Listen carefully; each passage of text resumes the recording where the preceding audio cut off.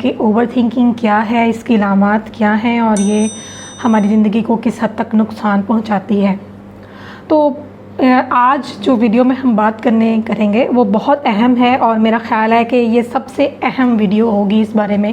جو over thinking کے بارے میں جو ہم ڈسکس کر رہے ہیں، وہ یہ کہ اس کو کیسے کنٹرول کیا جائے، اسے روکا کیسے جائے۔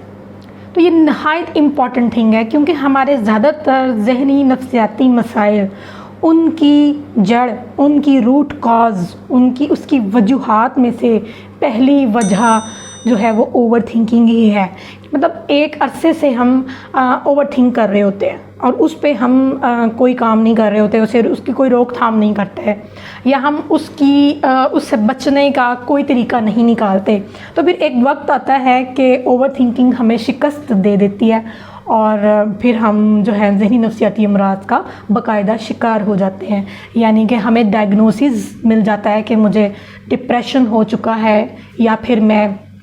انگزائٹی میں جا چکی ہوں، یا پھر میں جو ہے وہ PTSD کا شکار ہوں، یا پھر میں بہت سٹریس میں رہتی ہوں، سر درد ہے، ٹھیک ہے، اس میں مجھے کیے آنے لگی ہے، مجھے زیادہ سوچ کے جو ہے وہ دل خراب ہوتا ہے، ایسا لگتا ہے جیسے دل میرا بند ہو جائے گا، بہت تیز ہارٹ بیٹ بن جاتی ہے، یا پھر آپ کو لگتا ہے کہ پھر آپ ڈاکٹرز کے پاس جاتے ہو، آپ اپنے ٹیسٹس کرواتے ہو، آپ یہاں تک کہ کارڈیولوجسٹ کے پاس بھی جاتے ہو۔ بہت سے مریض ایسے ہیں جو میرے پاس بہت سارے ٹیسٹ اٹھا کے لے کے آتے ہیں، تو جب ان ٹیسٹ وہ کہتے ہیں دیکھیں ٹیسٹ میں کچھ نہیں آیا، ٹیسٹ بالکل کلیئر ہیں، تو پھر کیا ہو گیا؟ پھر انہونی ہوگی کوئی، تو پھر آپ کہاں سے ہو کے آئیں؟ پھر ہم نے دم درود بھی کرایا، ہم نے تعویذ بھی کرایا، تو بے شک اللہ کے کلام میں بہت طاقت ہے، لیکن ساتھ میں دوا کی ضرورت ہوتی ہے۔ تو اس کے علاوہ پھر وہ ان کے بلیف سسٹمز جو ہیں وہ میجیکل ہو جاتے ہیں کہ شاید کسی نے کچھ غلط کر دیا ہے۔ تو اس میں بہت حد تک ہمارا اپنا قصور ہوتا ہے کہ ہم نیگیٹو سوچتے ہیں، ہم غلط چیز سوچ رہے ہوتے ہیں، ہمارا تجزیہ غلط سائڈ پہ جا رہا ہوتا ہے، تو ہمارے حق میں خراب ہو جاتا ہے۔ تو اس کو روکنا سب سے پہلے ضروری ہے۔ اگر ہم اس کا روک تھام کرتے ہیں تو ہم بہت سی نفسیاتی امراض سے بچ سکتے ہیں۔ اب بات کرتے ہیں کیسے کی جائے۔ تو سب سے پہلے تو میں آپ کو یہ بات بتا دوں کہ کوئی بھی نفسیاتی مسئلہ ہے، اس میں سب سے پہلے آپ کو جو کرنا پڑے گا وہ یہ کہ آپ کو اپنے لائف سٹائل میں تھوڑی سی چینجز لانی پڑیں گی۔ یعنی کہ آپ فارغ نہیں رہیں گے، کچھ نہ کچھ کریں گے۔ اگر آپ فارغ ہیں تو اپنی مصروفیت تلاش کریں، یہاں تک کہ آپ اپنے آپ کو تھکائیں، فزیکل بھی اور مینٹلی بھی، ٹھیک ہے۔ اگر یہ نہیں تو آپ بکس پڑھیں، آپ واک کریں۔ اگر آپ اس ایج میں جا چکے ہیں جہاں بہت انرجیٹک نہیں ہو سکتے، یا آپ جاب میں بہت زیادہ بزی ہیں، تو بھی دا ویز آر ہیئر جہاں پہ آپ اپنا پرابلم کا سلوشن نکال سکتے ہیں۔ ہم بچپن سے اگر اوور تھنک کرتے ہیں تو والدین یہ دیکھیں کہ ہمارے بچے کہیں اوور تھنک تو نہیں کر رہے، کیونکہ اگر وہ بچے اوور تھنک کر رہے ہیں تو وہ انگزائٹی کا شکار ہو سکتے ہیں۔ تو انگزائٹی کا شکار اگر بچے ہو جائیں تو ان کی پڑھائی ڈسٹرب ہو جاتی ہے، ان کی کانفیڈنس لوز ہو جاتا ہے، ان کا سیلف اسٹیم لو ہو جاتا ہے۔ اور یہ اوور تھنک آتی کہاں سے ہے؟ یہ اوور تھنک جو ہے والدین سے ہی بچوں میں شفٹ ہوتی ہے۔ جب بچے کو یہ کچھ ایک مثال کے طور پہ، ہر ماں باپ نہیں ایسا کرتا، لیکن کچھ ماں باپ ایسے کرتے ہیں کہ اس کو اس کے گریڈز کے بارے میں یاد دہانی، بار بار پریشرائز کرنا، یا پھر لوگوں کی ڈیمانڈز بتانی، سوسائٹی میں لوگ کیا کر رہے ہیں، بار ایک حد تک یہ ٹھیک ہوگا، لیکن اگر یہ حد سے زیادہ کراس ہو جائے تو وہ بچے کے اندر ہیبٹ بن جاتی ہے، کیونکہ وہ اس کو ایبزارب کر رہا ہوتا ہے، اسے ایکسیپٹ کر رہا ہوتا ہے۔ تو اس کا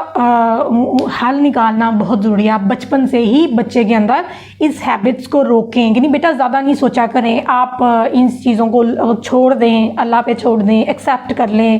یا پھر اس چیز کا سلوشن نکال لیں۔ تو اپنے بچوں کو پرابلم سالونگ سکھائیں۔ اب سب سے پہلی بات ہے آپ نے لائف سٹائل ٹھیک کرنا ہے، ٹھیک ہے۔ آپ نے مصروف رہنا ہے، آپ نے کچھ نہ کچھ کرنا ہے، آپ نے ایسا پروڈکٹیو کام کرنا ہے کہ آپ اس دنیا میں آئے ہیں تو آپ بیکار بیٹھنے کے لیے نہیں آئے، آپ نے کچھ کرنا ہے۔ ہاں اگر آپ ریسٹ کرنا چاہتے ہیں، بیچ میں آپ نے ریسٹ کیا ہے، تو میرا مطلب یہ کہنے کا نہیں ہے کہ آپ ریسٹ کریں ہی نہ، آپ ریسٹ ضرور کریں، کہ ٹائم ٹیبل آپ کا ہونا چاہیے، اور بیچ میں چھٹی بھی ہونی چاہیے جس میں آپ کا کوئی ٹائم ٹیبل نہیں ہے۔ पर्पसफुल लाइफ होनी चाहिए, एक अच्छा सा लाइफ स्टाइल होना चाहिए। अच्छा, अब अगली बात क्या है, देखें, आपने अगर अपने बिहेवियर को सेट करना है तो फिर आप अपनी नींद को भी सेट करेंगे और आप अपनी जो है भूख को भी सेट करेंगे, आप अपनी रूटीन को भी सेट करेंगे। ठीक है, 2-3 चीज़ें हो गई हैं, फिज़िकल फिटनेस, मेंटल फिटनेस। अब अगला हल क्या है? अगला हल ये है कि आपने अपनी सोचों को महदूद करना है, ये कह के कि ये जो मसाइल मैं सोच रहा हूँ ये मैंने ड्राइविंग करते हुए नहीं सोचना, ये मैं ऐसा करता हूँ कि शाम को जब मेरे पास 1 घंटा फारिग होगा फ़लाने वक्त में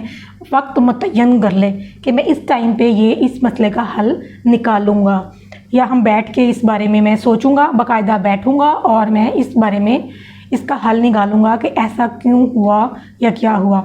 तो इसमें पहला स्टेप ये है कि आपको पेपर पेंसिल से दोस्ती करनी होगी। पेपर पेंसिल से दोस्ती अगर आप करोगे तो आपके आधे मसले तो वहीं ख़त्म हो जाएंगे, क्योंकि जब आप पेंसिल उठाओगे अपने मसाइल लिखने के लिए तो आधे मसलों पे तो आपको हंसी आएगी कि ये तो मसला कोई है ही नहीं, इसका तो मैं ये हल निकाल लूँगा। ठीक है, जब आप कैटेगराइज करना शुरू करोगे ये मसला, ये मसला, उसके बाद आप उसको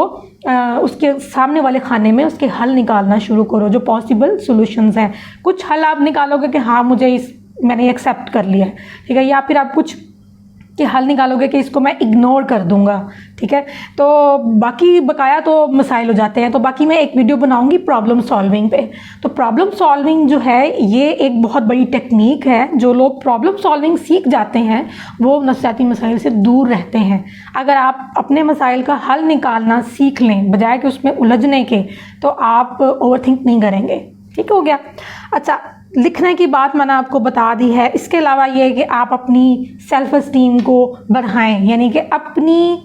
अपनी ही अहमियत, अपनी ही नज़र में अपने आप को अहमियत दें, अपने गट्स को, अपनी जो पहचान है आपकी, यानी कि आपको लगता है मेरे अंदर ये खूबी है, मैं इस चीज़ के सामने बढ़ सकता हूँ, मैं ये काम कर सकता हूँ, मैं ये कर सकता हूँ,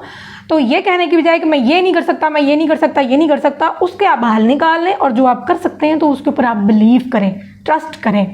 तो अपने अगर आप ऊपर यकीन करेंगे तो फिर आपको चीज़ें कम होती महसूस होंगी कि हाँ भाई अब चीज़ें बेहतर हो गई हैं। सबसे बड़ा हल जो मैं आपको बताने जा रही हूँ वो ये है कि आप थेरेपिस्ट से बात करें। अगर आपका ओवरथिंक आपसे खुद कंट्रोल नहीं हो रही तो फिर आप थेरेपिस्ट से बात करें, साइकोलॉजिस्ट से बात करें, क्लिनिकल साइकोलॉजिस्ट से बात करें, ताकि वो आपके मसाइल को डिस्कस करें आपके साथ, ताकि आधी बात तो कैथारसिस से ही ठीक हो जाती है। तो अगर आप अपने दिल की बात बयान करेंगे तो आप अपने क्लिनिक से निकलते हुए महसूस करेंगे कि अब चीज़ें बेहतर हो गई हैं, हाँ कुछ हो सकता है, कुछ बेहतर हो सकता है। तो थेरेपिस्ट के पास जाना तो बहुत ज़रूरी है। अगर आप अपने मसाइल अगर आप उसी से ही हल कर आएंगे तो फिर आप के लिए काम थोड़ा हो जाएगा। इसके अलावा आप ओवर थिंकिंग का जो एक बेसिक हल है वो ये है कि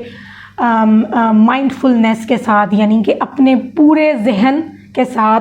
अपनी किसी एक जगह पे हाजिर रहें। मिसाल के तौर पे आप खाना खा रहे हैं तो आप खाने की खुशबू महसूस करें, आप खाने का जायका महसूस करें, खाने का रंग देखें, उसकी मिकदार देखें, उसको महसूस करेंगे उसका जायका कैसा है। तो अगर आप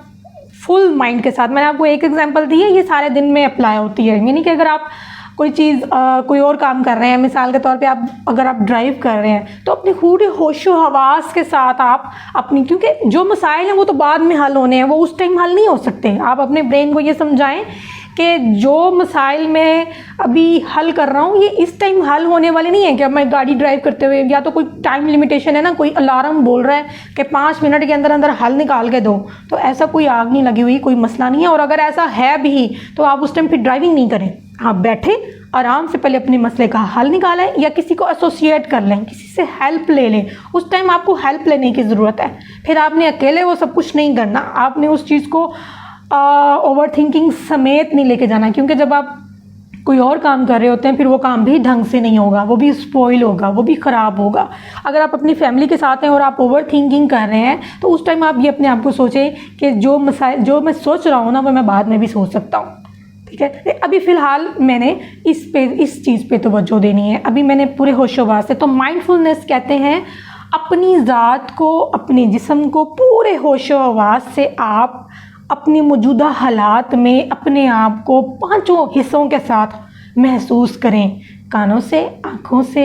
سونگھنے کی حس سے، اور چکھنے اور ٹچ کرنے کے حس سے۔ اگر آپ اس طرح سے کریں گے تو اوور تھنک آپ نہیں کریں گے، آپ اسے کنٹرول کر لیں گے، اور اپنے آپ پہ آپ کو خود حیرانگی ہوگی کہ میں یہ کیسے کر رہا ہوں۔ تو اگر آپ خود کر سکتے ہیں تو یہ ضرور کریں، اور اگر پھر بھی نہیں کر سکتے تو پھر آپ کو تھراپسٹ سے ہیلپ لینے کی بہت ضرورت ہے، کیونکہ اگر آپ کچھ تھوڑا سا وقت اگر آپ باہر نکل کے تھراپسٹ سے، اپنی کلینکل سائیکولوجسٹ سے مل کے ان مسائل کا حل نکال لیتے ہیں، تو میں آپ کو بتاتی ہوں کہ اٹس ورتھ کہ آپ جب دوبارہ پھر سے اپنے کام پہ جاتے ہیں، یا اب دوبارہ پھر سے آپ اپنی ورکنگ ایریا میں اور باقی چیزوں میں جاتے ہیں، فیملی میں بیٹھے ہیں، تو آپ کو واضح فرق نظر آئے گا۔ تو 3-4 سیشنز میں زیادہ تر اوور تھنکنگ ٹھیک ہو جاتی ہے، اگر بالفرض اس کے ساتھ بہت سویئر سائیکولوجیکل ڈس آرڈرز نہ ہو۔ تو اس سوال کا جواب بھی میں نے آپ کو دے دیا ہے کہ یہ کتنے عرصے میں ٹھیک ہوتی ہے، یہ آپ پہ ڈیپینڈ ہوتا ہے کہ آپ اس کو کتنا پریکٹس کر رہے ہو اور کتنا آپ اس کو اپلائی کر رہے ہو۔ اگر آپ تھراپسٹ سے ہیلپ لیتے ہو تو یہ جلدی ٹھیک ہو جائے گی، اگر آپ خود سے اس کو پریکٹس کر رہے ہو تو باقاعدگی سے پریکٹس کرنا پڑے گا، پرابلم سالونگ کو ڈیٹیل سے دیکھنا پڑے گا، ٹھیک ہے، کیٹیگرائز کرنا پڑے گا۔ تو جس چیز پہ ہم کام کرتے ہیں کام تو پھر ہو جاتا ہے، اور جس چیز پہ ہم کام نہیں کرتے وہ کام نہیں ہوتا، ٹھیک ہے۔ تھینک یو، انشاءاللہ پھر دوبارہ ملیں گے، اور بہت اچھے ٹاپکس پہ ہے، ہم سائیکولوجی کے جو ٹاپکس ہیں اس پہ ہم روزمرہ کی اپلیکیشن کے ساتھ اور بالکل اصل لٹریچر جو ہے اس کے ساتھ ہم بات کریں گے، اور دوبارہ پھر سے کوئی ایک نیا اچھا سا ٹاپک لائیں گے، اور اس پر آپ سوالات ضرور کیا کریں۔ سوالات کرنے سے پھر وہ متعلقہ ٹاپکس جو ہیں ان کو ڈیٹیل سے ڈسکس کرنے میں اچھا لگے گا مجھے۔